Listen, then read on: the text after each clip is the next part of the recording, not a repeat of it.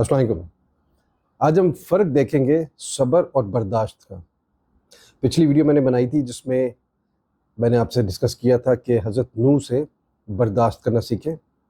तो अब हम डिफ़रेंस देखेंगे, फ़र्क देखेंगे बर्दाश्त और सब्र में। बर्दाश्त जो है मेरे ख़्याल में उसकी एक लिमिट होती है। जब बर्दाश्त से बाहर होता है ये जो मुहावरा, तो चीज़ें वर्सन हो जाती हैं, ख़राब हो जाती हैं बहुत ज़्यादा, to the point of no return. और सब्र जो है वो हम अल्लाह ताला से मांगते हैं, और सब्र एक कंटिन्यूअस प्रोसेस है, चलता ही है जब तक कि आप अपनी मंजिल नहीं पा लेते। तो सब्र आप कंटिन्यूअस करते हैं, बर्दाश्त जौन सी है वो हम खुद करते हैं, और उसकी एक लिमिट होती है।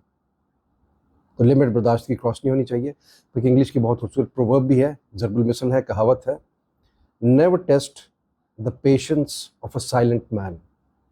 Never test the patience of a silent man. जो बंदा अगर आपको बज़ाहिर खामोश नज़र आ रहा है, खामोश तबा है, ज़्यादा चीज़ें डिस्कस नहीं कर रहा, तो उसके बारे में ये भी कहते हैं कि स्टिल वाटर्स रन डीप।